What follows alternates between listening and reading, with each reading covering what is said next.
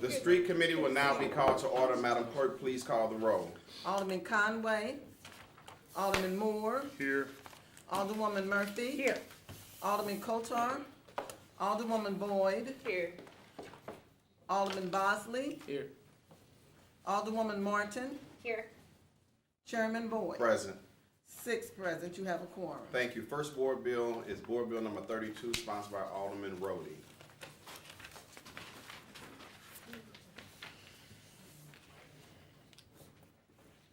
Mr. Chairman, this is a board bill to vacate some alleys that run through the, what I guess that is the northwest corner of Chouteau and Sarah. And it's consolidating that for a parking lot, temporarily for a parking lot that's being used for a development that's occurring at the corner, at the, you know, where the Commerce Bank used to be there, which is kind of the, across from the White Castle, or at the Sarah, Vanaventer, Chouteau intersection there. So there's a Commerce Bank that used to be there to take up most of the site. They rebuilt it, made a smaller bank out of it, and then freed up the larger site. And there's, I don't know, about a $60 or $70 million building going up there. And so this is across the street from that development, but this is a service lot servicing that development.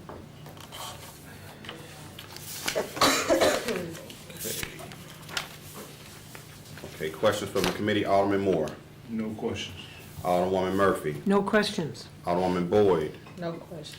Alderman Bosley. No questions. Alderwoman Martin. No questions. Only brief question I have, Alderman Roddy, is it says to conditionally vacate. I've never really seen it. Is it always conditional, or are we absolutely vacating? Or are we vacating with conditions? I guess Is that what it's, that's just it's saying? probably, I guess, I am not an attorney, but I would think that That's the that's language. Okay. conditioned upon them doing certain things afterwards, like to cover full expenses for the removal or relocation of water facilities. Okay, like section 9. Okay, I'll entertain a motion to pass board bill number 32 out of committee with a due pass recommendation. So moved. It's been moved. Second. Okay, who moved? Alderman 3 and Murphy 7. moves. She got it. Okay, 3, thank you. 27. All right, board bill number 32 comes out of committee with a due pass recommendation. Thank you, Mr. Chairman. You're welcome. Wait, hold on. Did you call the roll? We can go back. Oh, I'm Oh, sorry. wait, well, you're. Thank you. Yeah, we did. I did not. She didn't call it. So I thank you, okay, well. I'm sorry. Madam Clerk, call the roll. I'm I sorry. withdraw my thing. Wait Alderman a minute. Conway. No, No. hold up. I'm sorry, we didn't call the roll. I apologize. Madam Clerk, please call the roll. Alderman Conway. Alderman Moore.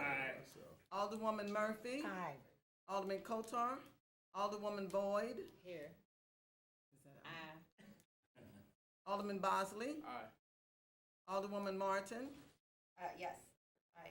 Chairman Boyd. Aye. 6 aye votes do pass. That's why we have to have a clerk with us. That's right. Isn't it a good thing? Okay, thank you. Next board bill is board bill number 33, sponsored by Alderwoman Spencer. I sat down in the. Okay, they don't need me. No objection. We, yeah, probably previous. But he already made Where are you a going, Ron? roll, so you want to stay for a bill, that's your purview. Yeah, oh, yeah. He's just the chairman of the committee. Oh, okay. I wanted to hear it. Okay. I'll be there. I just need to, I wanna hear this. You don't wanna go with me? No, I wanna talk. It's on tape. Okay, I'll try to make this quick. Okay. This is a standard stop sign bill. We have a school, we have a one-way street. The only way to get to the street is coming down. We really can't see that. Well, I didn't. You can just hold it up as you point here to, what we that's got. fine. Okay. There Here we we go. go. We have a one-way street here on Marine, and we Mhm. have a school here, the St. Louis Language Immersion School. The only way to get to the school, because of the one-way street, is traveling down Chippewa to where Chippewa ends at Marine. So in the morning, all the school buses and all the parents who drop their kids off travel from Marine, or excuse me, travel down Chippewa to get to Marine to drop their kids off. Marine here has a stop sign. So all the residents who live over here that are coming down to leave, because they have to get out this way, have to stop. But the parents don't have to stop, and they don't stop. And they don't. And so what happens is you get a bottleneck in the morning and in the afternoons for residents. The other issue here is that this is Chippewa, which you all know Chippewa to be a pretty busy street, and it dead ends here at this school, and people go very, very fast. Right here, we had an accident over Christmas where a car traveled up and actually went into the schoolyard. Luckily, there were no kids there because it was Christmas break, but we have a lot of fast traveling traffic, and we really want to make sure that people know that the street dead ends at a schoolyard, and that we need to have a stop sign here. Yeah. It's pretty, Basic. I'm not an advocate of adding stop signs to our neighborhoods. We are kind of overstopped in a lot of Barry's parts of word. our neighborhoods. But this one really is a no-brainer, especially given that stop here and the bottleneck it creates. Okay. So with that, I ask for your favorable consideration on Board Bill number 33. Sure, we'll seek questions. Alderwoman Murphy? One thing, you said that by the school, it dead ends there? Chippewa ends. Ends. So is there a sign there that says no through traffic? Or, I mean, because I know Chippewa, I grew up there. But then it narrows into like a nothingness, kind of. Well, I mean, so on the other, so Broadway's down Yeah, here, yeah. right? So this is on the east side of Broadway. Right. And it's pretty, it's It gets residential right in there. it is residential. There are some commercial storefronts, but you're right, it is more residential on this side of Broadway than it is on the other side. But people still, it is the main street through the Marine Villa neighborhood. Right. And so it is the most heavily trafficked and people go very fast. And to your question though, specifically, there are 3 reflective signs, but they're just sort of narrow reflective signs. There's not a big sign that says that the street ends. Street ends or something, yeah. I just wondered It if that could- would help. It could help. I think what we want to do, a lot of in the bottleneck, parents are dropping their kids off here and letting them walk across the streets. We really just want we Oh, want to yeah, cause definitely. the traffic to just pause, come to a complete stop. Right. And, Do they honor stop signs over there? they don't, but in a situation, especially during morning traffic, where there is a lot of traffic, what happens is some of the parents, they're trying to get to clap their kids to work. Sure, they're and- rushing, And yeah. they're like, I don't have to stop, and then the resident's like, because 4 or 5 parents keep going, they don't have to stop. So No, I agree. we want to create a stop and go situation Yes. here for some equity in travel. That's all. Yeah, thanks. We could do more here. We've talked with the Good. school about it. But yeah, the school really, really wants a stop sign. You may have seen me on the news installing it myself. Yeah. A lot of people were very grateful that I did that. They're looking forward to having a stop sign. I agree. Alderwoman Boyd? No questions. Alderman Bosley? No question. Alderwoman Martin? No questions. Okay. I have a couple of questions. Number one, I find it amazing that for all these years, there's never been a stop sign there, and that's So- a school. I requested back the reason why I took matters into my own hands is because starting in September when school went back into session last year, I requested a stop sign be erected here. I understand that our streets department isn't fully funded to the capacity where they can really investigate these things fully, so I didn't receive a response for several months. And I found that to be very, very frustrating. So by the time December came around and I continually asked for the street department to just determine without a board bill that we needed a stop sign here because Chairman Boyd, I agree with you that this is just sort of a no-brainer as far as the stop sign goes. But by the time April came around, they did determine that a stop sign wasn't needed. Was not? Was not needed. And that the only way I could get one was to sit before you all. By that time, unfortunately, last session was the week during which you had to introduce a board bill before end of session, so I couldn't accomplish it. So unfortunately, we're gonna be at the end of school by the time we actually get this, so we've managed to make a whole entire school year without it. because I hate to bog down our legislative body with these Stop types of sign. things that could be handled administratively. Now, what's the name of the school? This is the St. Louis Language Immersion School, and this school houses the French and Chinese schools as well as the middle school for the St. Louis Language Immersion collectives. And have you spoken with the school district about a school safety officer? It's a mag, it's a. You know, charter the school. school. Oh, that's a magnet. It What? is, Charter no, it's a school. charter Yeah, school. it's St. Louis Public, right? It is, thank you, yeah, and I've talked to them about having a crosswalk, crossing guard Uh-huh. there. They are interested in, the St. Louis Language Immersion School does a really good job with the grounds and Mhm. keeping the area as safe as possible. They were trying to avoid having additional manpower hours. They do, during drop-off and pickup, have Somebody- staff members out there, along the bus route, and this is really the entrance point.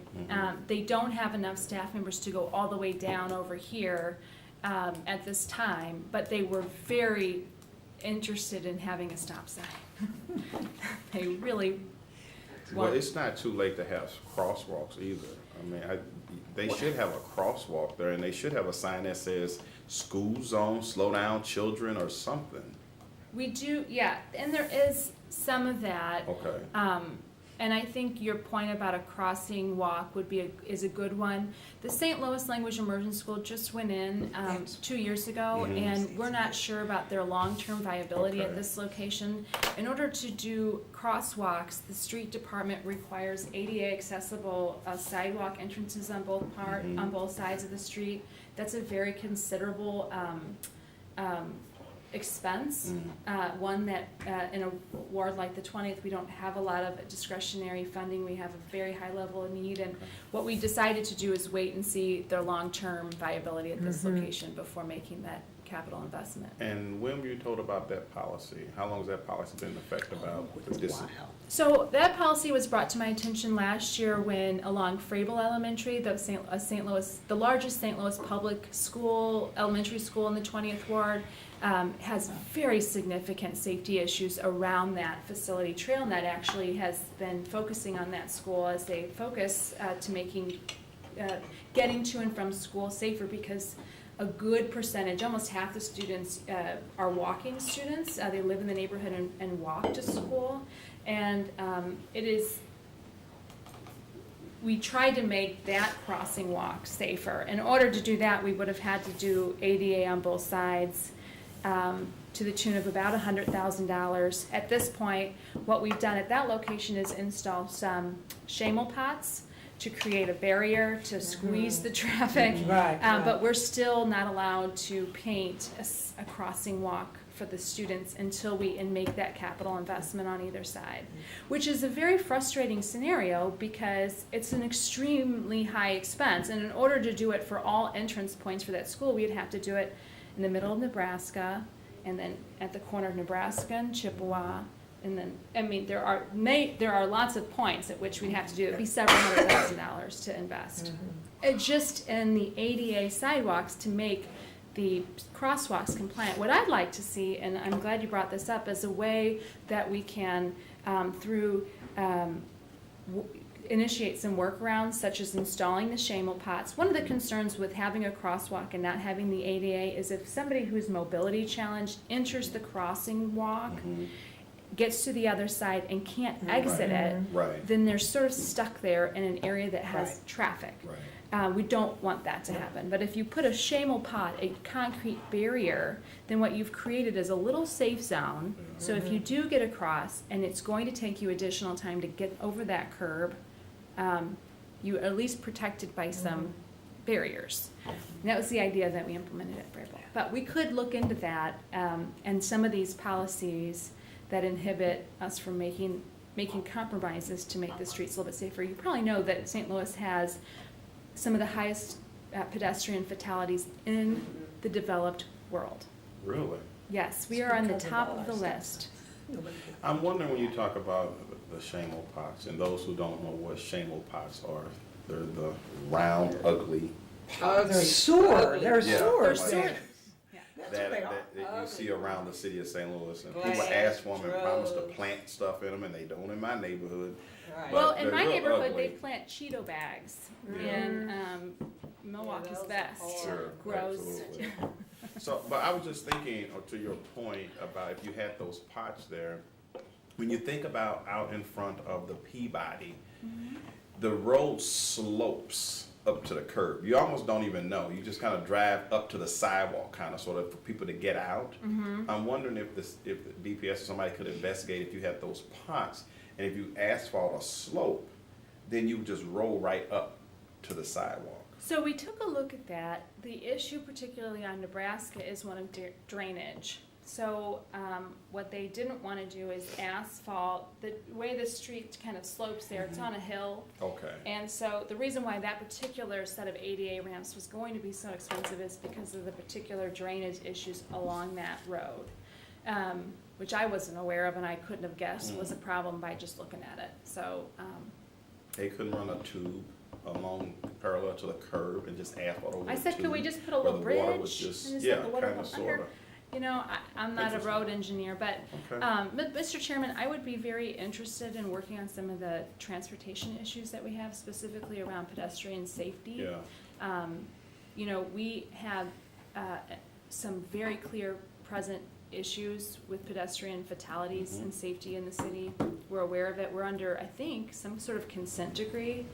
I have to look in, I know we have some mandate to address pedestrian fatalities. There are corridors that it's a major problem. One of them is in the 20th Ward along South Brand. well, that's one, I see Alderman Murphy. That's one of the reasons why I want to, explore all kind of options with traffic calming, opportunities, with the facility. It's been along Natural Bridge, far too many times this year. Exactly. How many? Yeah. There's been 7 fatalities along Natural Bridge. And that's just horrifying. So I'm definitely gonna be looking at that and work with the street department, the traffic commissioner, and BPS on different options that we have. There are some advocates I'd be happy to put you in touch with. I know TrailNet and others are very, Okay. very interested in helping direct a safer approach to pedestrian traffic. I think we'll probably have a hearing and probably have some evening hearings because I Sure. wanna hear from the public, some of the thoughts. For example, with speeding, one of our challenges is the no chase policy. And people keep saying, we gotta do something. And we just never do anything. And I would So- argue we could even have the chief of police before us to Oh, talk absolutely. about the enforcement Sure. issues That's with all part of the regards to process. speeding. So I don't have the pleasure of serving on your committee, but I would love to be a part of this. We'll keep you in the loop. Okay, Thank you very Alderman much. Murphy. Okay, just one thing, when you get your stop sign, make them paint a thick white line. They will do that. Oh, they will For- do that. Yes, you don't have to get It the new makes car, it different. because I have the Right. same situation. I'm putting in by a school, I'm paying for this, this one section, but this other section at a T, and I found out they will, it's pretty thick, and it'll come halfway out the street. It just alerts people that there's a stop sign there. You're and- absolutely and right. Make them paint the white line. I will do that. Alderman Martin. I just wanted to add that one thing there's a guy in my ward who actually is a city planner for St. Charles, but he's been a city planner for a lot of different places. And, he was saying one thing that attracts people is to moving to a town is just forget the schools, right? Because that's just a huge problem and we can't just fix that in a day. Right. But it's just having the appearance of being family friendly. Right. And, curb bump outs and having the crosswalks, and that is what people feel safe and they feel like that And they'll it be just out. gets into their psyche that it's Mhm. more family friendly. And so I think that that's definitely something we should all think about and focus on, because that is something we can do. I know we don't have an unlimited budget, but I'm What- sure we can make a difference. And this is a balancing act because right now, our street department and all those infrastructure upgrades are directed by the alderman. Our street department isn't funded to the capacity to make those decisions and make those infrastructure improvements. So it's incumbent upon each one of us to determine what kind of improvements we need in our ward and allocate our ward budget accordingly. Which sounds good, and it is good in some ways, but it also inhibits a broader planning, and it also inhibits the top management, administrative body of our government to taking responsibility to addressing those pedestrian fatalities, because it falls on the alderman. And along Natural Bridge, there's several aldermen. There's no way that each one of the aldermen who represent that corridor could, through engineering, determine what's best for, we need professionals to come in and determine that. So, but it is a balancing act. How much do we want to maintain control? Okay, I'll entertain a motion to pass Board Bill 33 out of committee with due pass recommendation. So moved. It's been moved in second. Is there a request for previous roll? Yes. I request previous roll. Yes. Hearing none, Board Bill 33 comes out of committee with Thank due you. pass recommendation. Thanks. You guys went silent on me. Well, I thought you just requested it, and if nobody objects. They want it. No, I asked if there's a request for it.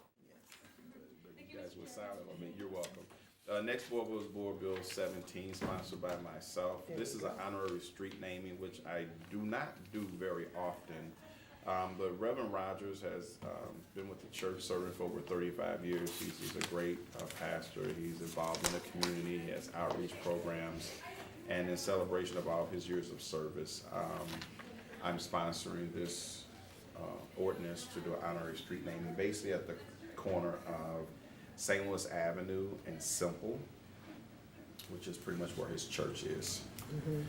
So I ask for your favorable consideration. So I move to pass Board Bill 17 out of committee with a due pass recommendation. So moved. Second. Okay. Previous roll. All right, hearing no objection to previous roll, Board Bill 17 comes out of committee with due pass recommendation. Thank you very much. That ends the streets committee hearing for today. For today, Thank you. excellent. Thank you.